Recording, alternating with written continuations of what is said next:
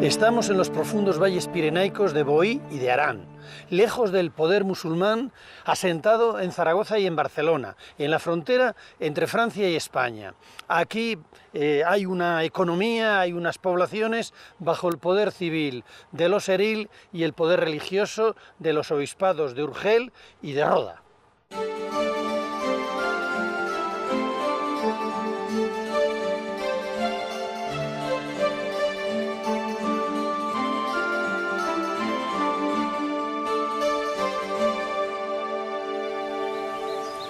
A finales del siglo XIX y principios del XX, el movimiento catalanista, influido por el pensamiento romántico europeo, busca en la Edad Media unas raíces nacionales que a su juicio necesitaba la identidad catalana. Historiadores y arquitectos modernistas, viajeros incansables, encontraron en la Alta Ribagorza uno de los conjuntos medievales más homogéneos, las iglesias románicas del Valle de Boí.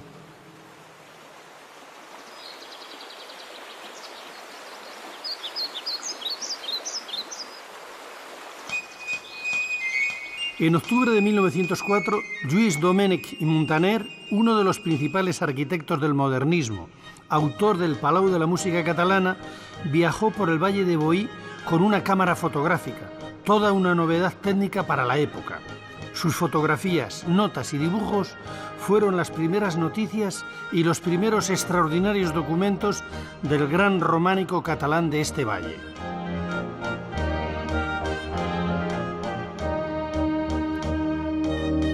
Bueno, los arquitectos siempre nos aproximamos a los monumentos a través del dibujo. Para mí es emocionante ver estos exquisitos y maravillosos dibujos y bocetos con detalles y contexto del gran don Lluís Domènech i Muntaner.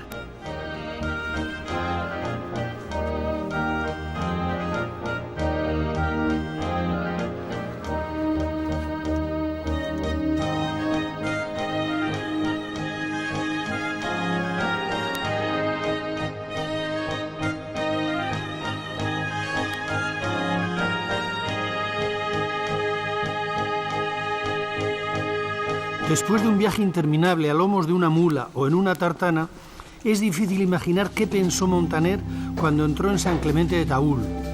No solo se asombraría de esa gran planta basilical con sus 3 altas naves, sino que también debió advertir lo que se ocultaba tras los viejos retablos, una de las más extraordinarias muestras de pintura al fresco que aún se mantenían en un buen estado de conservación.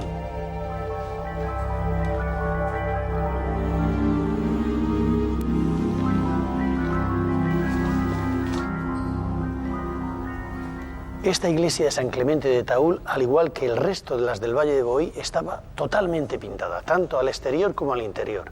Los interiores tenían que ser absolutamente espectaculares. Participaron en su decoración grandes maestros europeos, italianos y franceses.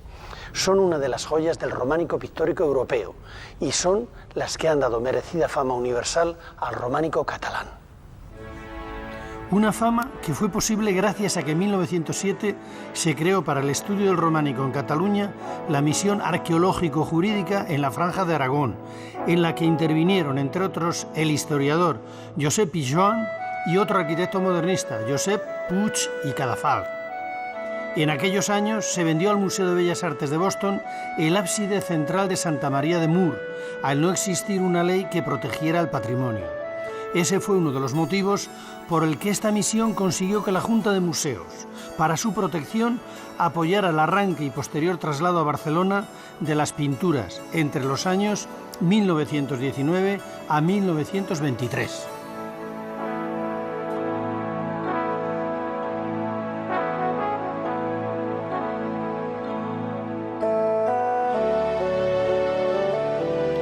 Dirigió la operación el restaurador italiano Franco Stefanoni. Para ello empleó la técnica llamada de estrapo. Después de limpiar y fijar las pinturas, se preparaban telas de algodón con cola animal soluble al agua y se aplicaban sobre ellas.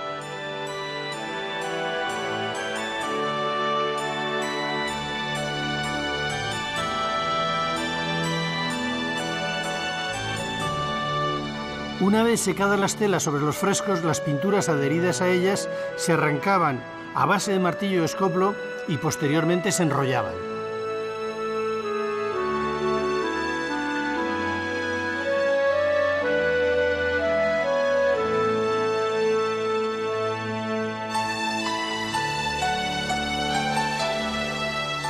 Después las introducían en cajas de madera para su transporte a lomos de mulas en un viaje impensable por aquellas sierras. Al llegar a su destino en Barcelona, se despegaban las telas con simple agua caliente y se montaban en bastidores de madera que recreaban las formas exactas de los ábsides y de los muros de las iglesias originales. Y esas son las pinturas que hoy en día podemos contemplar en el Museo Nacional de Arte de Cataluña en Barcelona.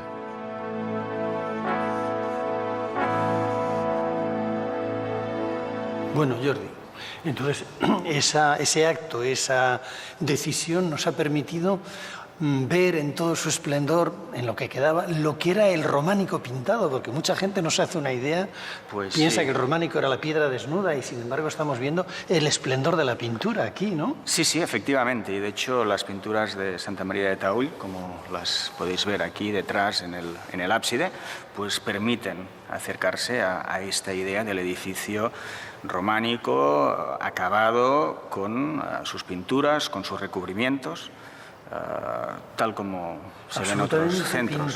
Todo pintado, horror vacuo. Todo hasta donde se podía. Espléndido, ¿no? En este caso lo llenaban todo. Sí.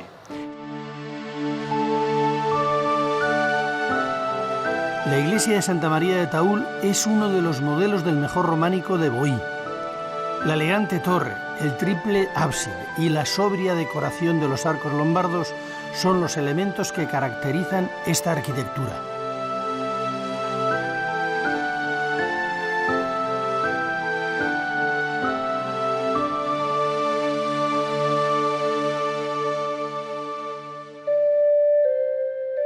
En el gran ábside de Santa María está representada una adoración de los reyes con los apóstoles San Andrés, San Pedro y San Juan a sus pies, con una calidad técnica y compositiva solo comparable a las del ábside de San Clemente. Estas pinturas, emparentadas con las de San Baudelio de Berlanga y Santa Cruz de Maderuelo en Castilla o San Martín de Lines en Cantabria, son una de las cumbres de la pintura al fresco del románico hispano.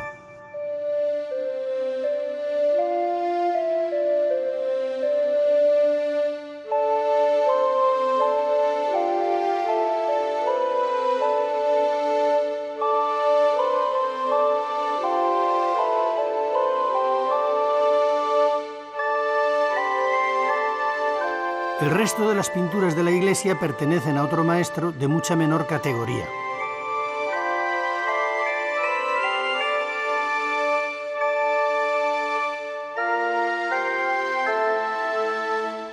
El juicio final, situado a los pies de la iglesia, es uno de los temas recurrentes en el mensaje teológico románico, como el de la lucha de David y Goliat, representado en la nave lateral.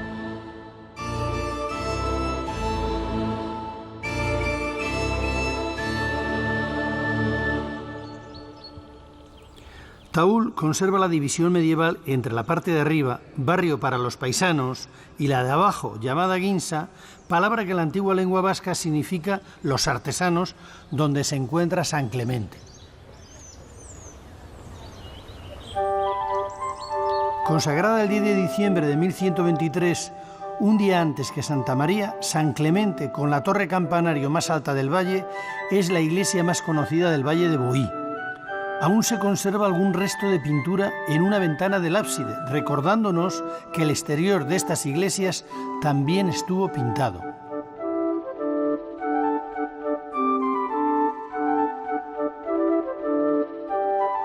El magnífico interior es de una gran sobriedad decorativa, aunque deberíamos imaginarlo recubierto totalmente con sus pinturas. Las del ábside son la reproducción exacta del original. Este se encuentra en el Museo Nacional de Arte de Cataluña en Barcelona.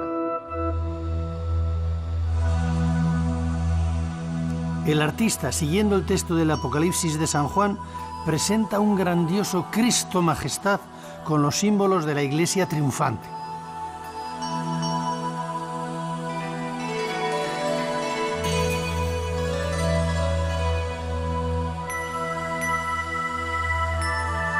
El dibujo firme y esquemático, la amplia gama de colores, especialmente el exclusivo azul, y la extraordinaria habilidad en la composición hacen del pintor de San Clemente una de las figuras más vigorosas del románico hispano.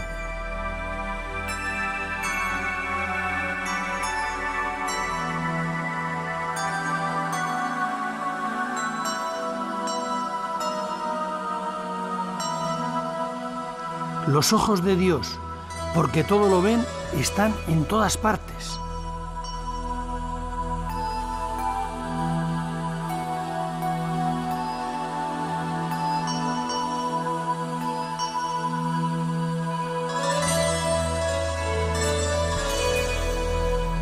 Los símbolos de la iglesia triunfante, los santos y la Virgen ocupan la parte inferior.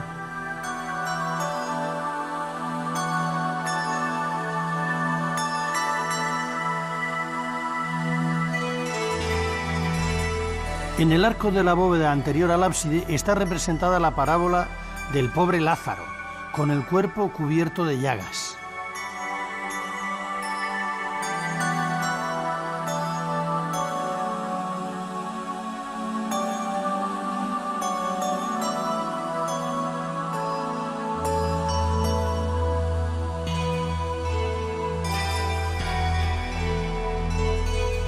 En la nave lateral están las pinturas de otro artista que, como en Santa María, son de una calidad muy inferior a las del ábside.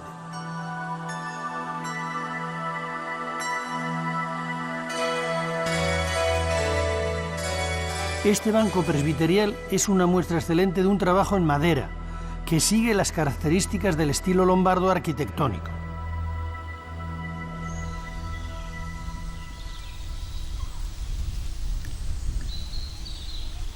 La otra iglesia que conservó su decoración pictórica es San Juan de Boí. Sus pinturas del siglo XI son las más antiguas de las conservadas, y como las de Santa María y San Clemente de Taúl, también fueron arrancadas y trasladadas a Barcelona en dos momentos, el ya conocido de los años 20 y en los años 70.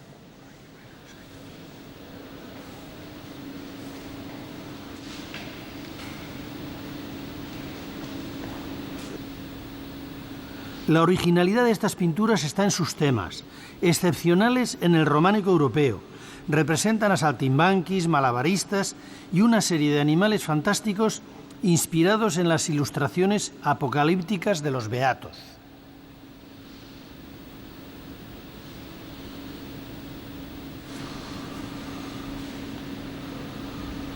Sin olvidar nunca el mensaje pedagógico, como en esta excelente representación de la lapidación de San Esteban. Hoy las pinturas se han copiado con gran precisión en las paredes de la iglesia de Boí, resaltando la policromía para reflejar lo mejor posible la idea original. Las franjas de color en las que parecen flotar las figuras son una clara influencia de las ilustraciones de los beatos, que siempre fueron una fuente de inspiración para todo el románico español.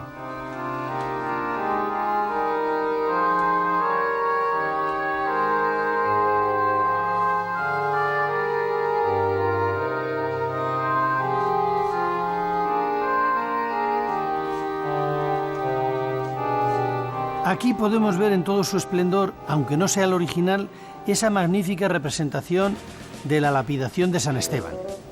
Una narración casi cinematográfica, con los malvados torturadores tirándole piedras al santo, que refleja en su rostro una serenidad ejemplar.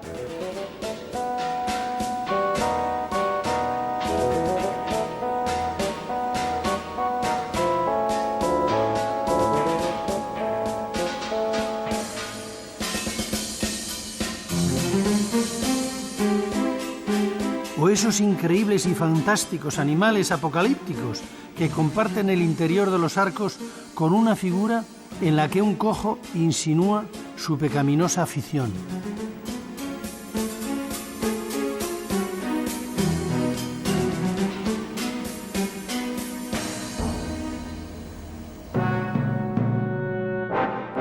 En el año 1936, al comienzo de la Guerra Civil Española, la Generalidad, ante el temor a los bombardeos o a la acción de ciertos grupos sindicalistas, decide trasladar su patrimonio a la villa de Olot, cerca de la frontera con Francia. Meses después, parte de las obras, entre ellas las pinturas de San Clemente de Taúl, viajan a París para la exposición El arte catalán del siglo X al XV, en el Museo del Jeu de Paume, en marzo del 37. Ante el éxito obtenido, la exposición se prolongó en el castillo de Maisons Laffitte, incorporándose a ella las pinturas de Santa María de Taúl y fragmentos de San Juan de Boí. Con el triunfo del general Franco en el año 39, las obras volvieron a Barcelona.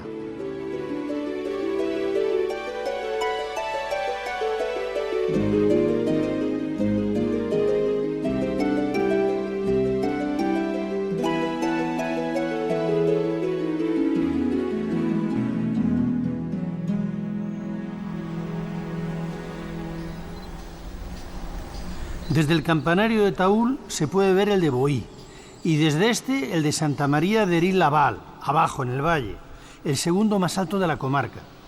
Quizás esta fuera la razón de su altura, la comunicación entre pueblos que apenas se dejan ver entre las montañas.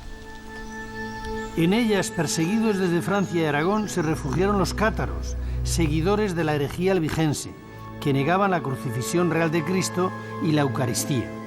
El descendimiento de la cruz es la imagen que utiliza la Iglesia en defensa del dogma, como este de Santa Eulalia, cuyo original se encuentra en otros museos. La composición se repitió en los valles de Boí y de Arán, en la mejor muestra escultórica románica conservada de estos valles, que además debían de tener unas posibilidades expresivas hoy desconocidas gracias a la articulación de los brazos del Cristo.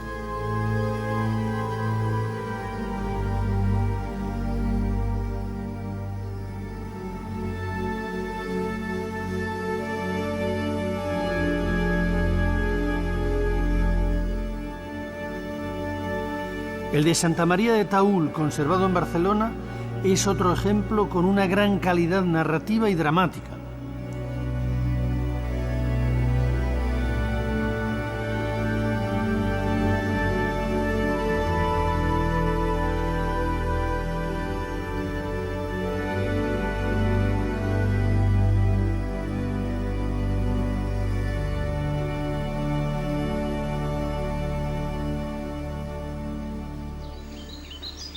Los valles de Boí y de Arán muy posiblemente estuvieron poblados por vascones, hasta la Alta Edad Media. Topónimos como el de Durro, cuya etimología en el vasco actual, Urruti y Durruti, quiere decir alejado, es uno entre otros muchos.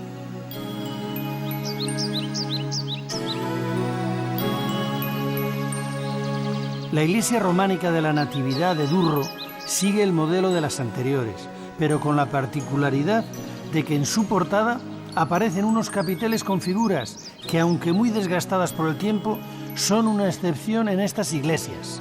También posee el mejor cerrojo de forja medieval, decorado con figuras esquemáticas casi infantiles.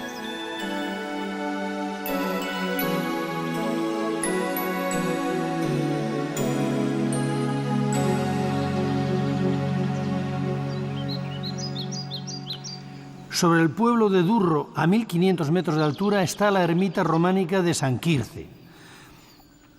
A pesar de su aspecto tan humilde, en su interior se encontró uno de los frontales de altar más interesantes del románico de Boí, pintado al temple, cuyo original está en el Museo Nacional de Arte de Cataluña.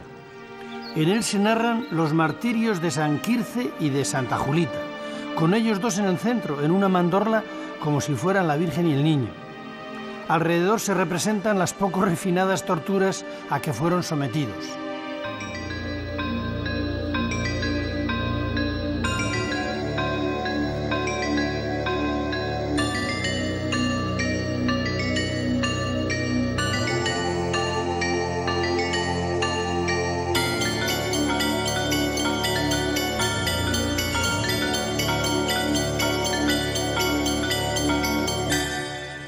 Mucho antes de que San Quirce y Julita fueran santificados por semejantes martirios, se dice que este era un lugar sagrado para los habitantes de la zona. Por este motivo, todos los años se celebra en agosto la fiesta de las fallas de Durro, encendiendo una gran hoguera junto a la ermita, en alusión a aquellas posibles prácticas paganas. En ellas, el fuego, la oración católica y cierta atracción turística festiva se mezclan en las laderas de este monte que quizás un día fue sagrado.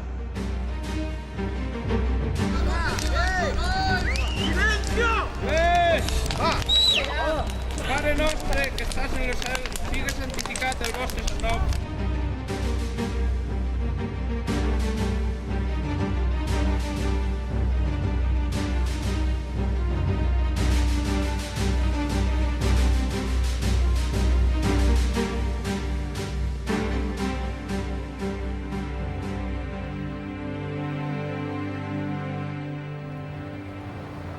De vuelta al siglo XII, a los pies del monte donde se encuentra la ermita de San Quirce, junto al río Noguera de Tor, se levanta la iglesia de San Feliu de Barruera. Una vez más, las ya familiares bandas lombardas muestran el bello efecto de claroscuro en sus muros. El origen de estas elegantes bandas parece estar en la arquitectura del Sacro Imperio, antes de ser adaptadas y expandidas por la arquitectura lombarda.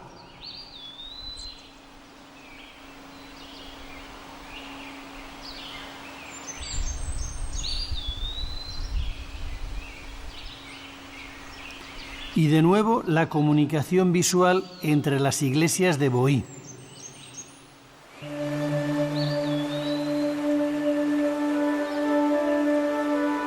Desde Barruera se puede ver en una ladera al fondo del valle la silueta del espectacular ábside de la iglesia de Santa María de Cardet.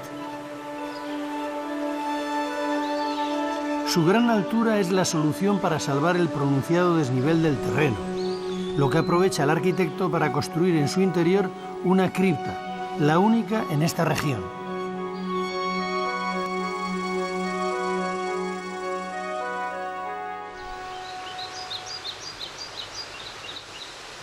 De nuevo, otra torre sobresale en el paisaje sobre una terraza al inicio del valle, la de la iglesia de la Asunción de Col. Los elementos decorativos de su portada son otra excepción en el románico de Boí, junto a los de la Natividad de Durro. Un crismón muy bien trabajado y unos capiteles en los que se ven, aunque muy erosionadas, unas figuras de animales atacando a un hombre, el símbolo de la lucha del bien contra el mal.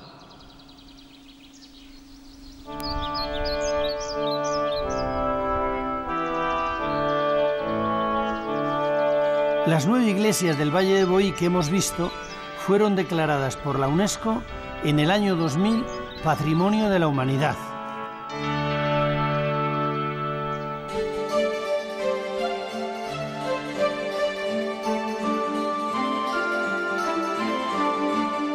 Rodeado por los picos más altos del Pirineo central, el río Garona forma el Valle de Arán, palabra de origen vasco que quiere decir valle.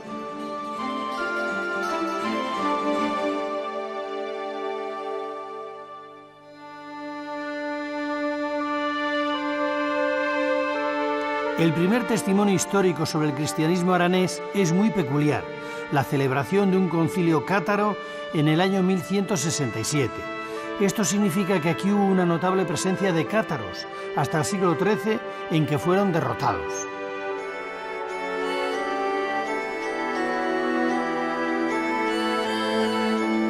Del siglo XIII es el Cristo de Mijarán, que se conserva en la iglesia de San Miguel de Viella.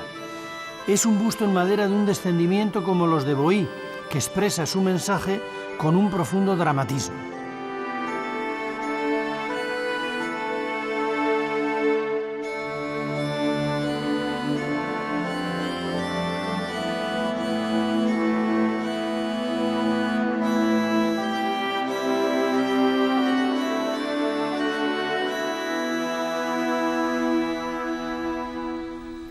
La falta de documentación anterior al concilio cátaro hace muy difícil conocer las condiciones de vida en este valle antes de finales del siglo XII, que es cuando se comienzan a construir las iglesias hasta muy avanzado el siglo XIII. Después han sufrido muchas intervenciones góticas, barrocas y otras, como estas cubiertas piramidales, incorporadas muy posteriormente sobre sus torres campanario, incluso en las románicas originales como esta de Arties.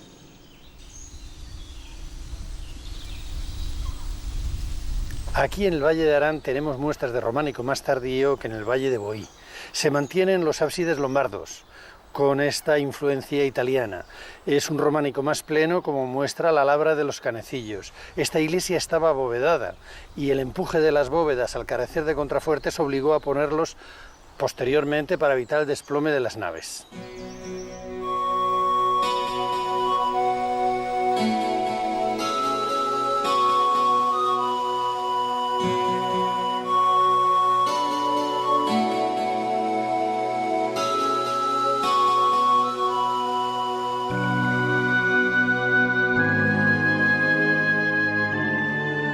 Al fondo del valle, a escasos metros del inicio de las famosas pistas de esquí de Baqueira, Santa María de Tredós o Mare de Déu de Cap d'Aran es quizás la iglesia más antigua del valle y la que establece el prototipo basilical aranés.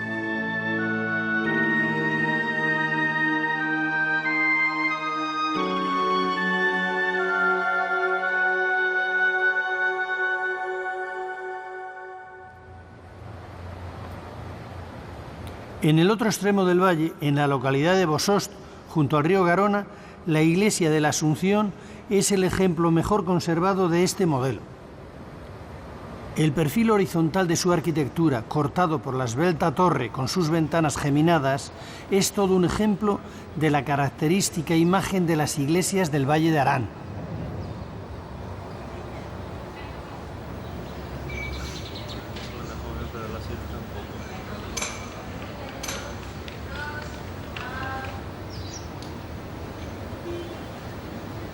Además, posee dos excepcionales portadas. La de la fachada, que da al mediodía, está decorada con un elegante crismón, y la del muro norte con una de las joyas del románico aranés, el relieve del tímpano con un curioso pantocrátor en el que se representa al sol y la luna a los lados de la cara de Cristo y los 4 evangelistas muy bien ajustados a la forma curva del espacio.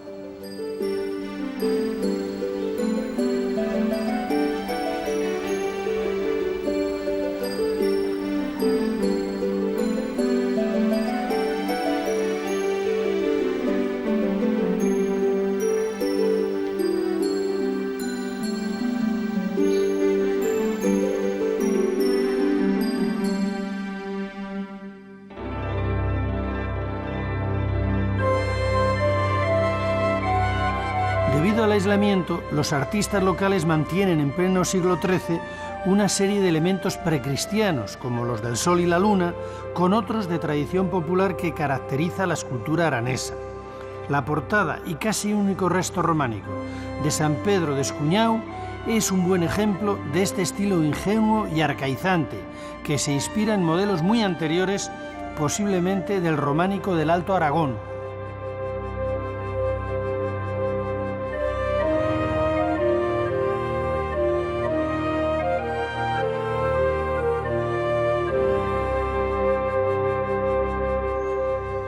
La imagen de las torres campanarios, como esta de Salardú, son una parte muy importante del paisaje en los valles de Arán y de Boí.